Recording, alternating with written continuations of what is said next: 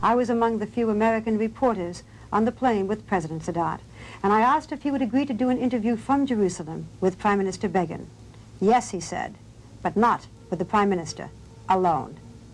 Still, when he got to Jerusalem, he changed his mind, and the next day, Sunday, November 20th, 1977, President Anwar Sadat and Prime Minister Begin sat down together, the first time an Egyptian and Israeli leader had ever done so.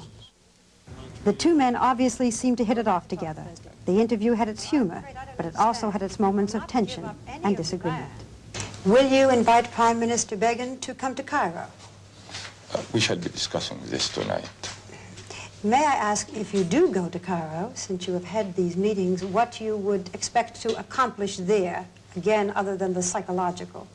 No, we shall continue. I think we shall lay the foundation here in Jerusalem tonight and tomorrow. I think we started even yesterday night for serious, frank negotiations about all the outstanding problems. And then, if the President is gracious enough to invite me to Cairo, I shall continue that. Really, I'm planning to invite him to Sinai. Thank you, sir. To who? Sinai.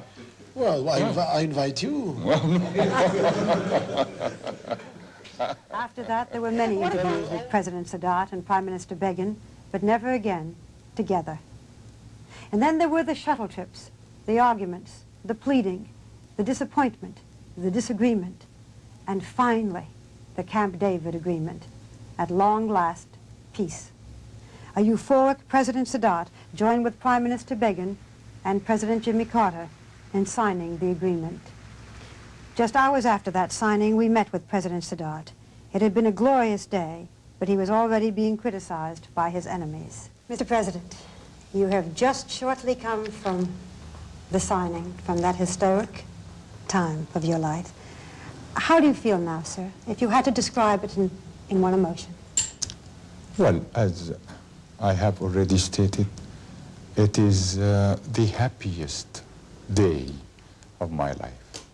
Mr. President, if anything happened to you, if God did take you away in your time, as you say, would this treaty stand? There are many who are worried that it would not if you weren't here. Well, I don't agree to this, you know. For instance, in my country, I'm not a dictator. I have the vice president, I have the prime minister, we have our cabinet, we have our parliament. We are a country of institutions. It is not my word. Do you worry about your life? Not at all. Never, never. I'm a believer, and I believe no one will take 1 hour of my life if God doesn't agree to this. Today, for Anwar Sadat, that hour came.